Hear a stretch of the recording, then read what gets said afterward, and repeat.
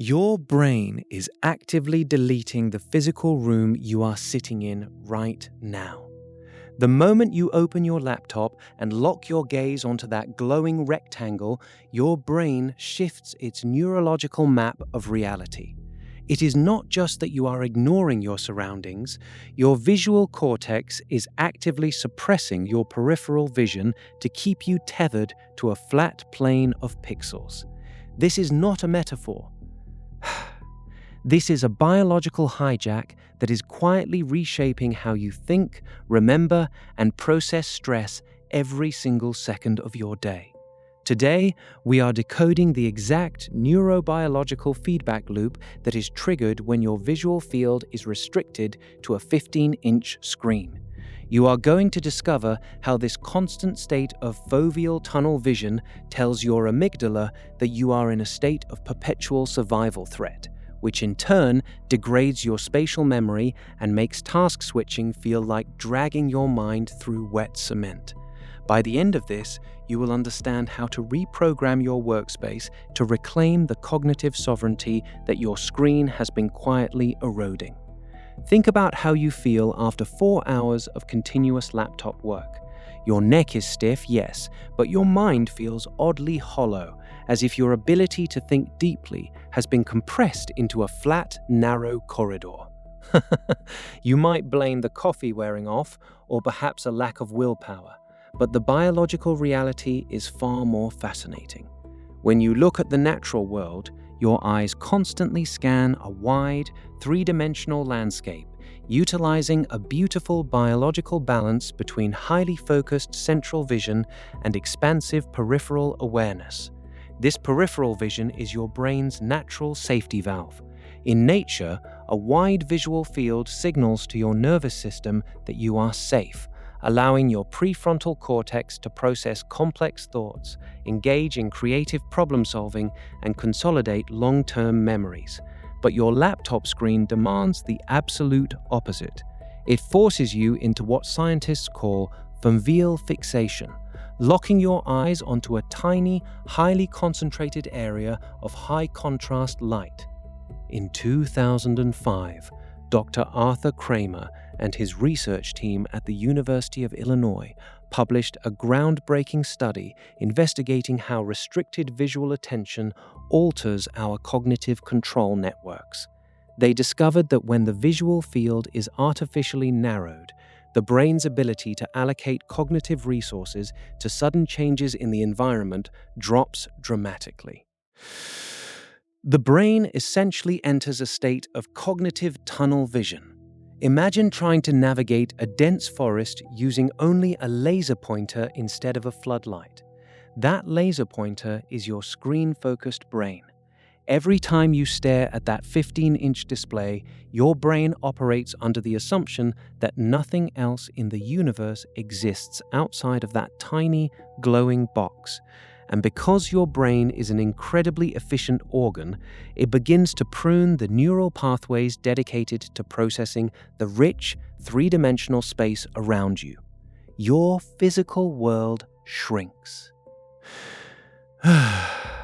When was the last time you actually noticed the corners of the room you are sitting in right now? Probably not since you opened your computer. This happens because of a fascinating division of labor in your visual pathways. Your brain processes visual information through two distinct streams: the parvocellular pathway, which handles the what of your vision, the high-resolution text, the numbers, the tiny details on your screen, and the magnocellular pathway, which handles the where, the movement, the depth, and the spatial context of your environment. Staring at a laptop screen completely starves your magnocellular pathway while running your parvocellular pathway at absolute maximum capacity. It stops. Your spatial awareness system simply powers down to save energy. This visual imbalance causes a literal coordinate mismatch in your parietal lobe, which is the part of your brain responsible for building your internal map of the world. When your parietal lobe is deprived of rich spatial data, it struggles to anchor your experiences. But here is where the science gets truly mind-blowing and, frankly, a little alarming. When you suppress your peripheral vision to focus on that laptop screen, you are not just ignoring the room, you are actively triggering your body's ancient threat detection system. Think about it.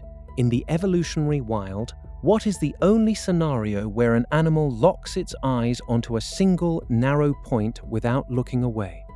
It is either being hunted or it is hunting. Either way, it is a state of high-intensity life or death stress. So, when you sit at your desk typing out an email, your brain interprets that prolonged, locked-in gaze as a sign that you are facing a predator. Your sympathetic nervous system ignites, your breathing becomes shallow, your heart rate variability decreases. You are literally experiencing a microdose of survival panic just by editing a spreadsheet. And we have the empirical proof to back this up. In 2021, Dr. Gloria Mark at the University of California, Irvine, conducted a fascinating study tracking the relationship between digital multitasking, screen focus, and physiological stress. Her team discovered that as screen focus intensified without breaks, the participants' heart rate variability plummeted, signaling a state of chronic, low-grade fight or flight. More shockingly, she found that the average attention span on any single screen has plummeted to just 47 seconds. 47 seconds. Let that number sink in. Your laptop screen is not just a display. It is a cognitive throttling device that convinces your biological brain that the rest of the three-dimensional universe has ceased to exist. Because your brain thinks it is in danger, it is constantly scanning for the next threat, which in our digital world manifests as another browser tab, another direct message, or another notification. Before the laptop era, our ancestors moved fluidly through a highly tactile, physical world where memory was anchored to physical landmarks. Now, we spend our days staring at a flat surface where different tasks look identical. Writing a love letter, paying your taxes, and reading about a global crisis all happen on the exact same flat gray pixels. Without physical landmarks, your brain's place cells and grid cells in the hippocampus struggle to create distinct spatial memory anchors.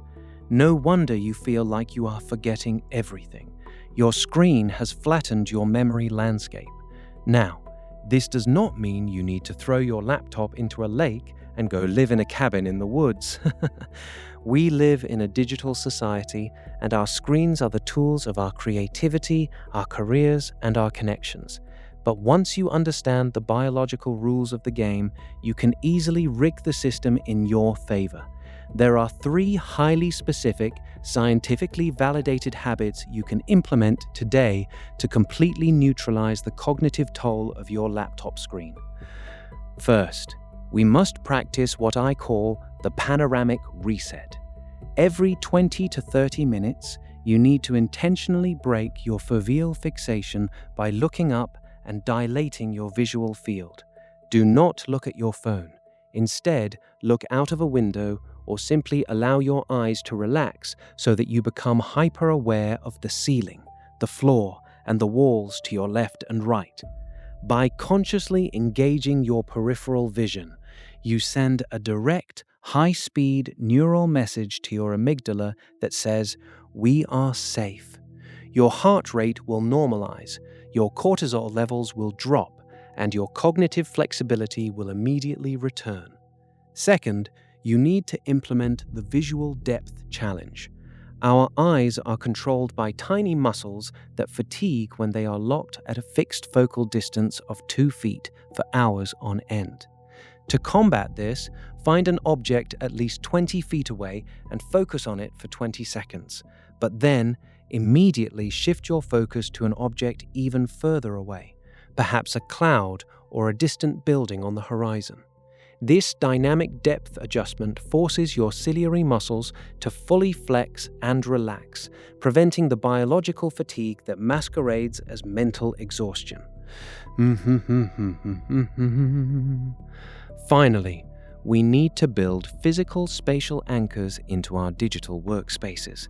Because your laptop screen is a flat, memory-depleting vacuum, you must give your brain real-world objects to anchor its attention. Place 3 highly distinct tactile objects on your desk, perhaps a heavy brass paperweight, a small textured stone, and a wooden sculpture, arranged in a semicircle around your laptop. When you finish a major task, physically reach out and touch one of these objects. This simple tactile interaction forces your brain to recalibrate its spatial mapping system, signaling that a specific task has ended and a new one is beginning, dramatically reducing the cognitive friction of task switching. Take a moment to think about this. You are not lazy. You are not inherently distracted, and you do not have an attention deficit.